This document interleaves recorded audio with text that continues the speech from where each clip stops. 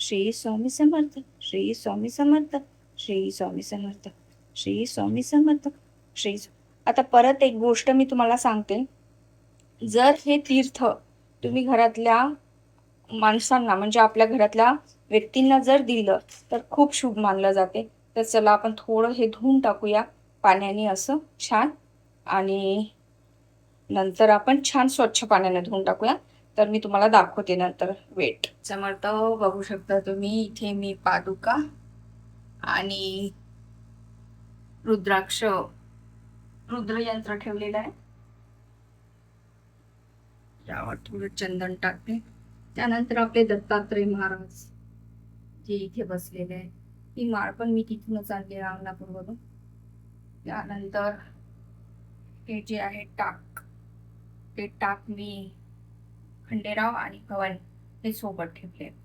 तर यांचं चांगला अभिषेक करून घेतलाय. तर बघू शकता तुम्ही किती छान दिसत आहेत या गोष्टी.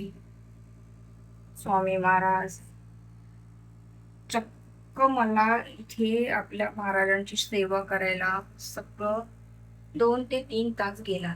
पण ठीक आहे, जो आनंद ते तास मोजण्यात नाही घालवायचे, जे आनंद आपल्याला छान करण्यात जातो तो आनंद वेगळाच असतो, मनशांती वेगळी असते.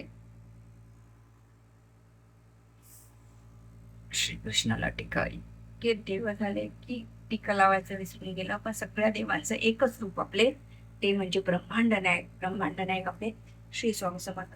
ते बघू शकता तुम्ही. छान वाटतंय ना? तर चला मग श्री स्वामी समर्थ ताई दादांनो, तर हा ब्लॉग तुम्हाला कसा वाटला नक्की मला कमेंट बॉक्समध्ये सांगा. काही माझं चुकलं असेल तर सांगा. मी अभिषेक जरा घाईत केलाय, पण केलाय कारण की अभिषेक केल्याशिवाय कुठलीही मूर्त ही देवघरात ठेवायची नाही, हा पहिला नियम आहे त्यांना. कारण त्याची ऊर्जा ॲक्टिव्ह करण्यासाठी कुठल्याही मूर्तीची किंवा कुठल्याही देवाची आपण जेव्हा स्थापना करतो किंवा आपल्या परमार्थ ब्रह्मांड नायकाची स्थापना करतो, तेव्हा ते ॲक्टिव्ह व्हायब्रेशन, त्यांची ऊर्जा ॲक्टिव्ह करण्यासाठी आधी आपण अभिषेक करायचा, जसा मी केलाय. फक्त साध्या आणि सोप्या पद्धतीने श्री स्वामी समर्थ म्हणूनच अभिषेक करायचा, आणि जसा अभिषेक केला तशीच तुम्ही देवघरामध्ये स्थापना करायची. माझ्या देवघरात हे असायचे, पण मी यांची पूजा नव्हती करत. आता आजपासून पूजा आणि प्रार्थना सगळी सेवा आपण करूया. तर हे ॲक्टिव्ह करण्यासाठी देवांचे व्हायब्रेशन आपल्याला अभिषेक करूनच स्थापना करायची असते, म्हणजे जेणेकरून छान, म्हणजे आपल्या मनाला पण समाधान असतं. फक्त आणली आणि मूर्त ठेवली आणि पूजा करतो त्याला काही महत्त्व नाही. अभिषेक करून मूर्ती ठेवायची. तर आय होप तुम्हाला हा माझा छोटासा ब्लॉग छान वाटला असेल तर लाईक सबस्क्राईब करा. नवीन असेल तर ताई नक्की माझ्या चॅनलवर सबस्क्राईब करा आणि मला विचारा, तुम्हाला जर सेवा पाहिजे असेल तर मी तुम्हाला कमेंट्स बॉक्समध्ये किंवा सांगेल कशी सेवा करायची, स्वामी सेवा कशी करायची, कुठले ग्रंथ वाचायचे, किंवा काही प्रश्न असेल तर मला नक्की विचारा.